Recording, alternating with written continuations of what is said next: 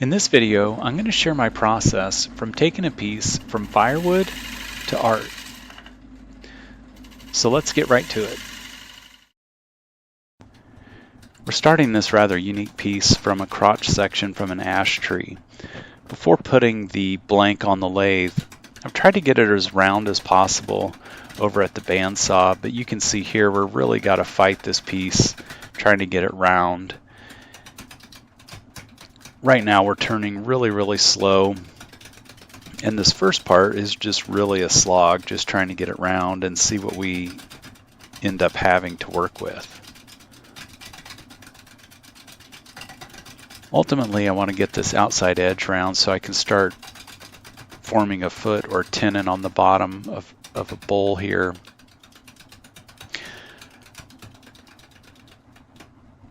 This is definitely one of those bowls that's going to take some patience, especially in these early stages, just trying to get it to where we can speed up the lathe and make a little more progress. This ash blank is also fully dry.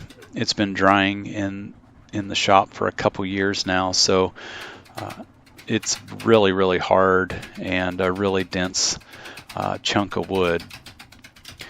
This part of the turning really beats you up. You really kind of take a hammering as that keeps coming around. You're turning air and then getting wood and air and wood, and it bounces you around quite a bit. So let's jump ahead a little bit. As you can see here, we did get the blank basically round, and we formed a tenon on the bottom of the bowl. So at this point, really what I'm trying to do is refine that outside shape on the bowl. Now I like to use a tenon when I reverse or flip the blank around.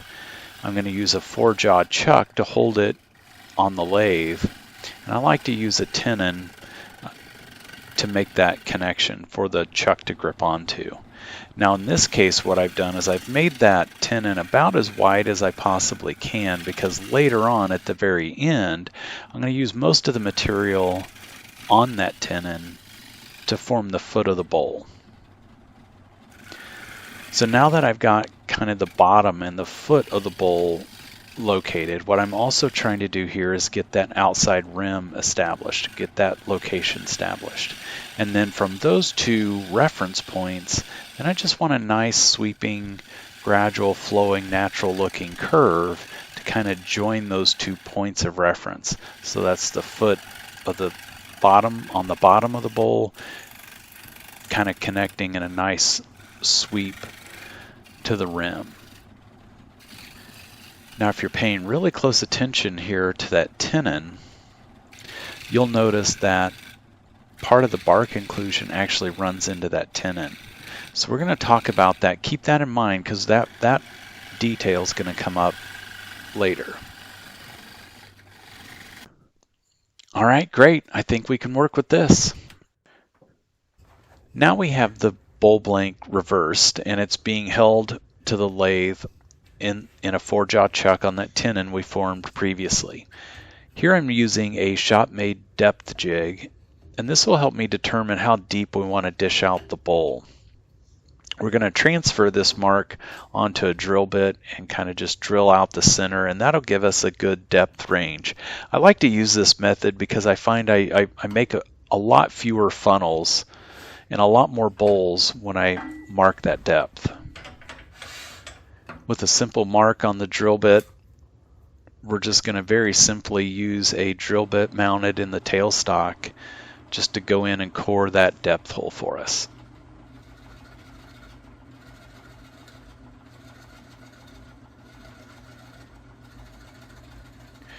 With the depth hole drilled in the center, the next step is just cleaning up this inside face of the bowl. Smoothing this out will just help us be able to turn up the speed on the lathe a little bit and get some cleaner cuts going. It'll also help us establish the outside rim of the bowl, which then we'll be able to work towards our final depth. Now that that face is pretty flat, we're going to start taking some more aggressive cuts here as we hollow the inside of this bowl.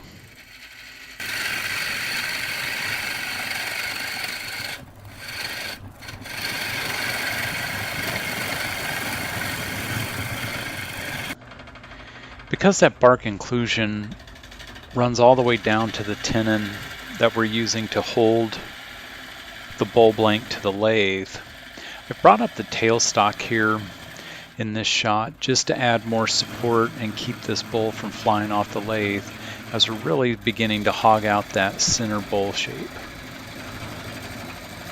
I don't always use the tailstock when I'm hollowing a bowl like this, but in this case it seems like the smart thing to do.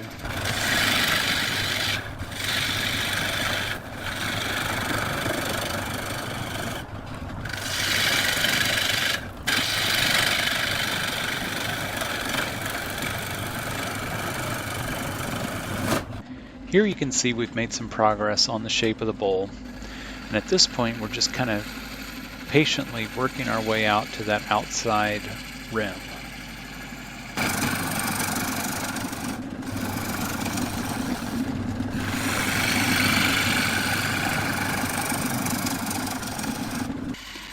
Here we're stopping the lathe to check progress.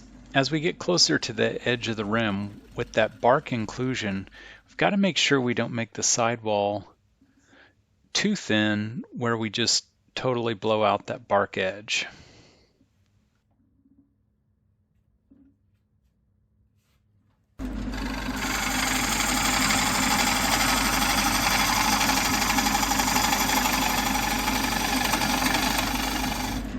Now eventually the tailstock does get in our way here a little bit, so we are going to move it back.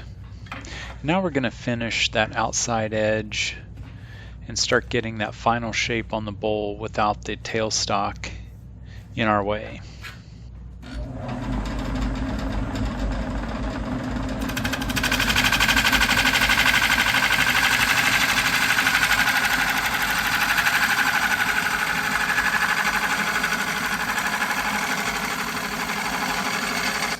Now that I've got the bulk of the material hollowed out of the bowl, and I've also established the rim and the wall thickness, at least for the first few inches from the rim toward the bottom of the bowl established, I'm going to use a large bowl scraper to kind of finish clearing out the material in the bottom of the bowl and just get our final shape going.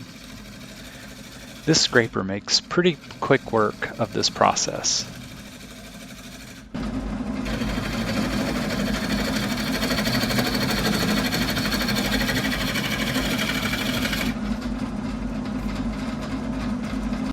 Here I've just returned from the grinder where I sharpened the scraper one last time. We'll kind of get down and finalize the shape of the bowl. You can kind of see the depth hole in the middle is almost gone. So we'll just get the very bottom, kind of get a nice smooth arcing curve from the rim all the way to that bottom.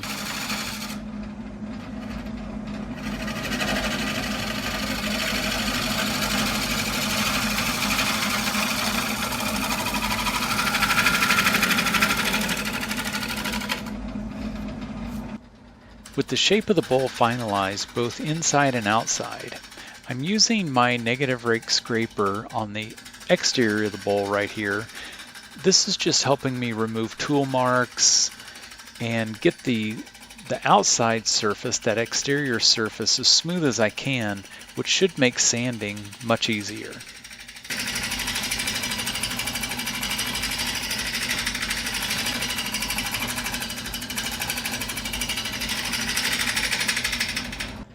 Now we've got the negative rake scraper on the inside of the bowl. And we're doing the same process. We're just cleaning up that interior surface, trying to get rid of any tool marks, tear out that might be in the bottom of the bowl, and just try to make the whole sanding and finishing process as easy and efficient as possible.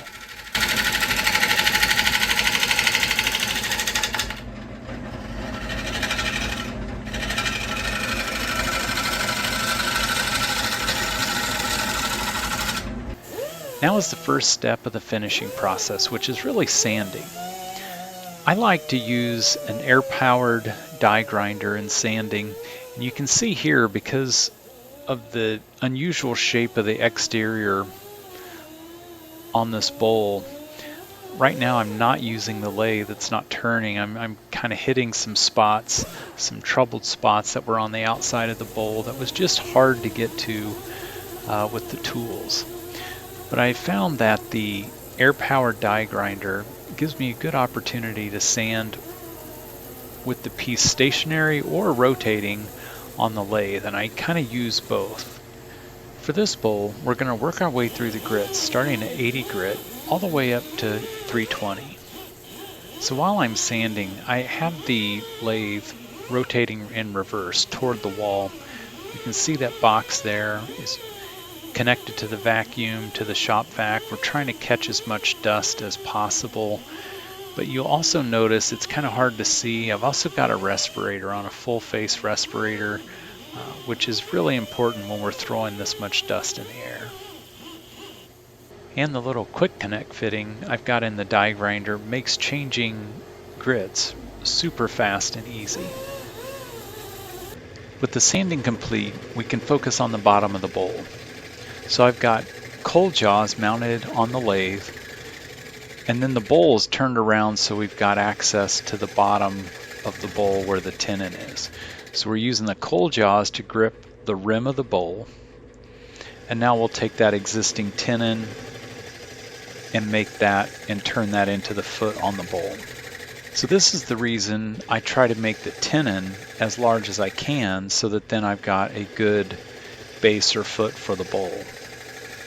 So here all I'm trying to do is work that tenon down to the depth I want for the foot, and then I'll try to flatten it pretty well, and then we'll just add just a little bit of shape, kind of dish out the center just a little bit so that when the bowl sits on top of a table it doesn't rock or wobble around.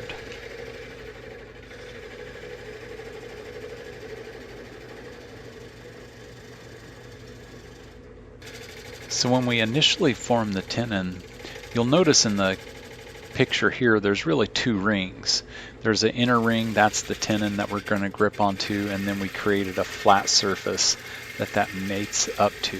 So this last step, we're just blending that outer ring into the body of the bowl, and then it's on to sanding through the grits and just kind of blending everything together from the bottom of the bowl around. With the foot done and all the sanding smoothed back out and blended out, it's time to finish the bowl. So here in this shot you can see I'm finishing multiple pieces all at one time. But this first step, I'm using a 3-pound cut of shellac on both the exterior and interior of the bowl. And this just kind of brings out a lot of that natural color and natural tone of the wood. The final step in the finishing process is to spray on the top coat. Here I'm using General Finishes High Performance, which is a water-based urethane top coat. And I like to use this, especially spraying it, because I can do multiple light coats. It goes on pretty quick, it dries pretty quick, and I can build up coats a lot faster than a natural oil-based finish. If you'd like to add this bowl to your collection, there's a link in the description below to the product page on our website.